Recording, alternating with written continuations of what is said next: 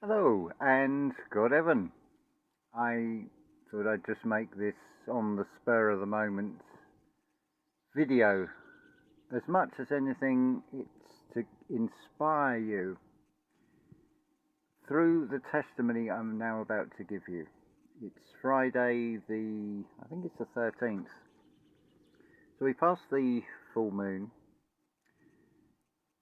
So the situation was this morning before setting off, this is going to be interesting. I've got about €4 in my pocket and access to about 8 more.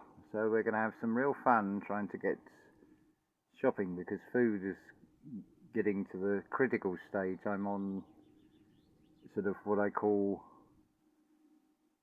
taking the sort of emergency precautions of scaling down what I have, trying to make things last.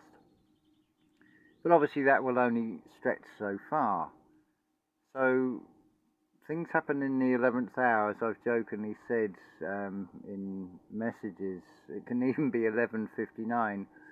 So I got to Monchique, and I had Junius and Demiana follow me for the first 40 minutes. It's a weird thing to see cats panting like dogs. But eventually they sort of gave up. They'll find their way back. I've got no worries about that. And it also has the added advantage that Charis, the little semi-feral cat, knows to come here for food, but Demiana will keep chasing him away. I don't know why she has such an intense dislike to him, but at least he's not that timid and he knows to come here for food. So at least I can ensure that he gets fed. And we're at that time of year where it's not cold and wet, so because I'm pretty sure he's somewhere down the valley, not too far away. Anyway, so getting back to today, I've got to Monchique, and just by luck, as it were, the right person was there that asked how I was and promptly gave me €20. I was just honest and explained my situation. I said, well, it's been one thing after another with the internet not having a connection for just over 2 weeks, which has interfered with the flow and being able to sort of reiterate about the offer to do tarot card readings, healing, a befriending service and such like, because I'm solely dependent on what I can generate through this channel to put food on the table. So I was able to come back with enough food, things like milk and bread, just the really basic essentials, just to sort of keep things ticking over. And I shall carry on doing this work on this study of etymology and things, and but the conscious mind will go into that what if, looking for solutions, playing the part of Hansel, and it is very much being true to oneself. I'd visioned that I'm going to come back here and I'm going to have the necessary things, and sure enough the day has played out that way, and it was very much 11th hour. It is very much holding true to the vision. What I'm saying is nothing new. Just listen to what Neville Goddard says about his brother. I mean, I'm not trying to manifest a warehouse with a family name on it. This is just the basics. But the visioning I have done on far bigger scale than that. I'm not going to say what it is. We'll just watch it unfold. I've already played out the scenes in the mind. The pictures, the scenes have been created, but we're in something that's, you could almost say, is like a giant clock. So all the cogs have got to align. And notice in that word align, you've got that silent letter G. G indicates Gaia, because it is between the I and the N. It's IGN in align, also in sign. That silent character, they're of huge significance. as much in what it reflects. How many people read the word sign as it is written, S-I-G-N, and don't even consider, well, why don't we say that letter G, like a hard G? Why is it even there? But that's a sort of reflection and a reminder when you start seeing these things with etymology, that there are things that work behind the scenes.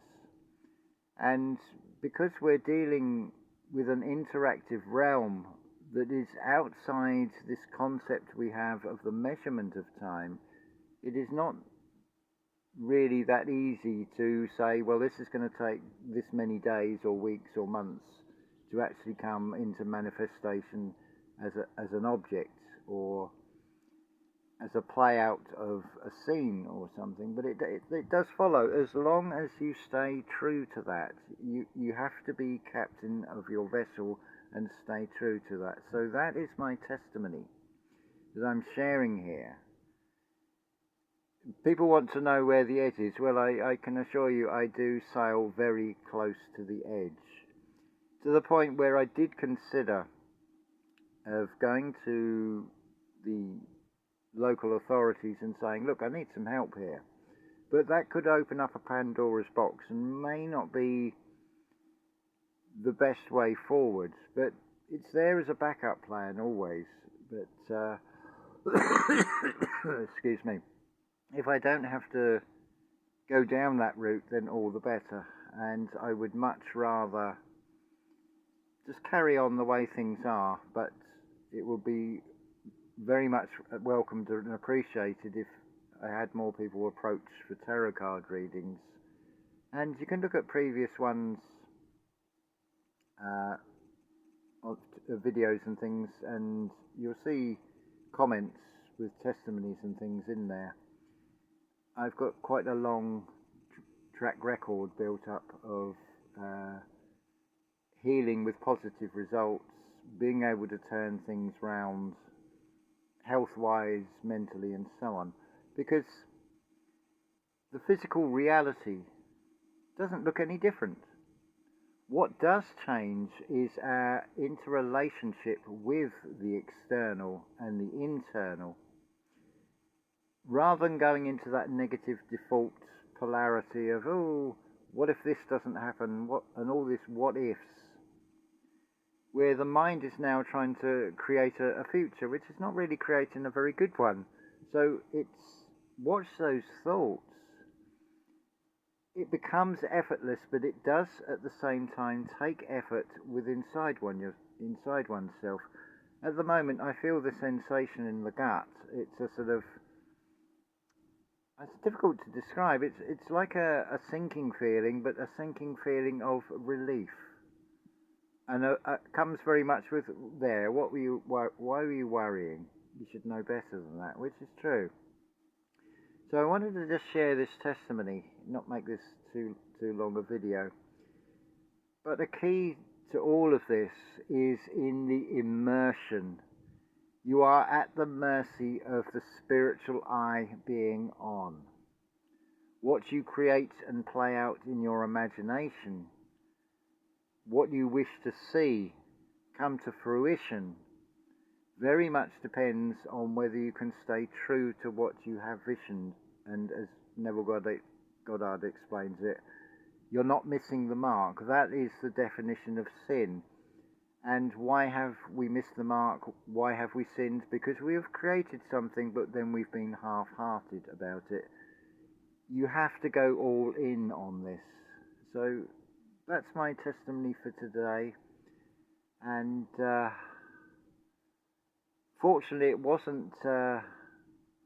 I woke up naturally early enough to be able to set off, because it has got warm, but not so unbearably hot like it was on Sunday, because when I came back I had a shower, my hair dried in the sun and then got soaked again just from the sweat, just from sitting, because it hit about, I suppose, 46 degrees centigrade. The thermometer in the kitchen reads up to about 44, and there was a noticeable difference. Even with having a corrugated roof and it feeling the heat coming down, it was still cooler in the kitchen than when you stepped outside of the building.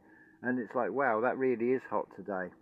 That was one of those exceptional days, but I much prefer that than the cold and things, because obviously the body needs more fuel, which means having to put more food inside to try and keep warm. So I'm grateful for that. I was rather it was on the warmer side than the colder side any day of the week. It seems to suit this physical body a lot better. So I'm filled with nothing really but gratitude, the way things have shaped up and turned out today, and it's still got several hours of daylight, and that's beautiful. And I don't know whether you can hear it in the background, but there is the most wonderful bird song, nature's symphony. So I'm just in gratitude and appreciation for the moment. So I just wanted to share that, a sort of real sort of heart-to-heart chat with you all. So there'll be more coming on the etymology, which I will share. It's an ongoing, rolling project. It can just come from just hearing one word and something just clicks, and it's like, oh yeah. Like the word vein. How many permutations are there of that? And what does it symbolize in the case of a weather vane, for example? The winds have changed the direction and things like that, but it comes back to being captain of your vessel, coming into alignment, so you are grounding within oneself. That's why that symbol, that seventh symbol, is between the I and the N. The I represents the inner self, the I. The N represents the rising, the falling, and then rising again. I know it's in reverse, but I think you know what the capital N looks like. I don't need to actually hold that up. You can visualize that quite easily. But if you see it as starting, say, from the equinox with spring, then the sun rises, it falls, moves to the right, and then rises again. So that's a pattern, it's a sign being given to us that's reflected from the external. You'll see it on a heart monitor, that sine wave. It's the letter N, basically. So between the I and the sun is the earth, because this is the world stage where it all happens, where it all plays out. And it can be a most wonderful thing. Just don't fall for those invitations of pick a side, because you'll be giving your energy into something that could be misleading, that is not going to benefit you or anybody else, and it will come with uncomfortable feelings.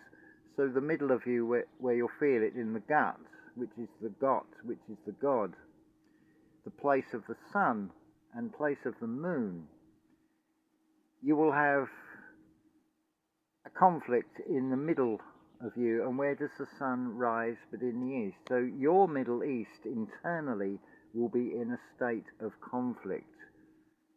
I don't think it takes much of a stretch of imagination to see that that saga is very much played out externally, with always that invitation to pick a side and take things to extremes, and so the whole thing perpetuates.